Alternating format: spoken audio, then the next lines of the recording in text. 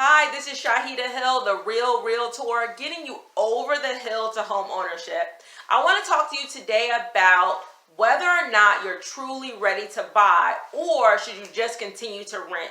I'm going to give you 4 things to consider when you're trying to evaluate if you should continue to rent or if you should go ahead and buy a house.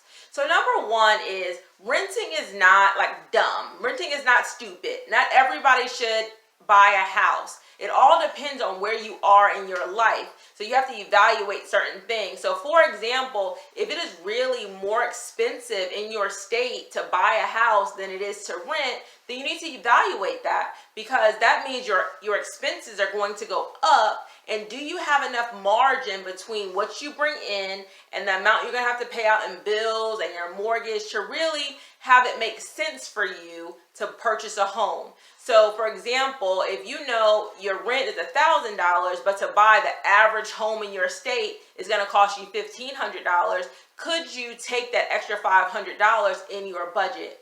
In a place like Georgia, at least right now, it is less expensive to buy a house than it is to rent.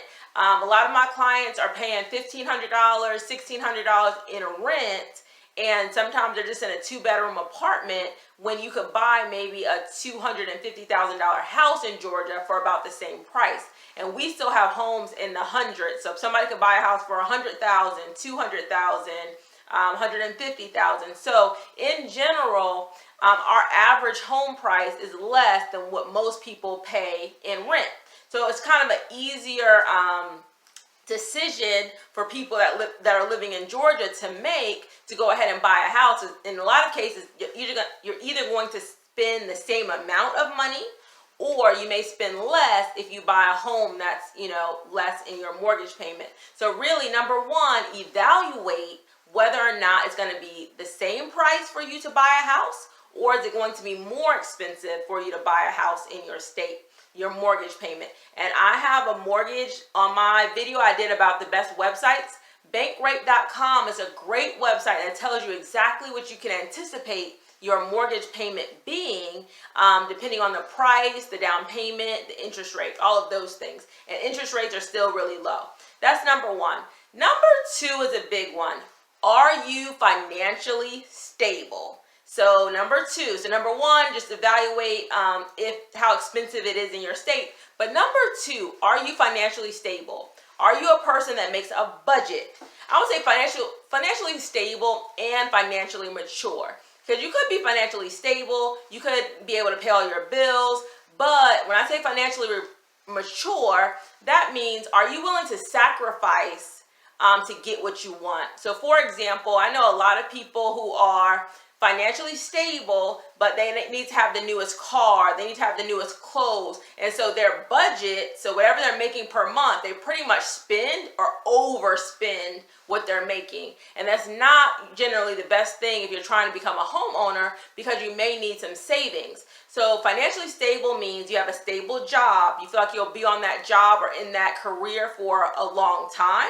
You make a budget every month, and that budget, there's wiggle room. So if you make $2,000 a month and you spend $2,000 a month, it's probably not a stable situation, because you're so tight that you don't have any money left over at the end of the month. So are you financially stable? Your income is steady. You're not in danger of maybe getting laid off or losing your job or your company closing. So you're financially stable and you're financially mature. You're able to make sacrifices financially to get the things you want.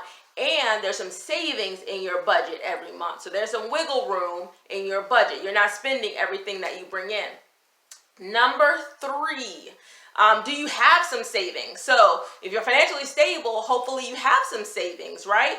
But maybe you haven't been able to save as much yet. So do you have maybe 3 months, minimum 3 months to 6 months of savings? So if something happens, so say something in your house, the water heater goes out, the furnace might go out, something in your house happens, maybe it's $1,000 repair, or maybe you have to be off your job for maybe a couple of weeks because of an injury, or to take care of somebody that's sick in your family. Would that be devastating to you financially? Do you have no money saved where as soon as you pay your bills, again, there's nothing left over. So even if you're using down payment assistance, so say you're using down payment assistance, so you don't need to save such a big down payment, do you have savings? So instead of putting your own down payment, you use the down payment assistance and you actually save that money instead. You want to have minimum 3 months of expenses saved before you get into home ownership. You don't want to go into home ownership with no money saved. Number 4, and this is my last one, it's a quick video. Number 4, are you willing to stay in your house from 5 to 10 years? So 5 to 10 years, because it's going to cost you money. So say you want to live there, you're only going to live there for 2 years. It's going to cost you money to sell that house. You're going to pay commissions to real estate agents or whatever company sells your house. Plus, the money that you already put out in closing costs above the price, you're not going to get that money back necessarily. So you can't usually break even or make money until you've lived in the house long enough for it to gain equity, for it to go up in value. And sometimes it's not going to go up in value very quickly unless you bought like an investment property and you fixed it up. If you bought pretty much a property at market rate, you're going to have to wait a few years in order to make that money back. So are you willing, especially in this market, I'm always talking to my buyers, are you willing to live in that house for at least 5 years? If you're not, you maybe consider staying in the rental market, because in the end, you may not make any money. So if you're going to have to sell your house after a year, after 2 years, then go ahead and just rent. And you don't have to pay the most expensive rent. Maybe you need to downsize your apartment. I talked about moving in with family to save money. But you need to evaluate whether you're making a long-term. Real estate, when you're buying your personal residence, it's a long-term investment. So at least 5 years that you're willing to stay in the house, and you don't have to worry about recessions and all that kind of stuff, because you're planning to live there for the long term, 5 to 10 years. So that's all I have for you today. I want you to like and subscribe to my channel. Please check out all of my videos for first-time home buyers. Really think about whether or not you're truly ready to buy a house, or maybe you should still rent until you become, again, financially stable and financially mature. You're willing to stay in the house for 5 to 10 years. You have some savings. All of those things are very important for you to look at before you buy. Thank you so much for watching. Please like and subscribe to my channel for new videos every week.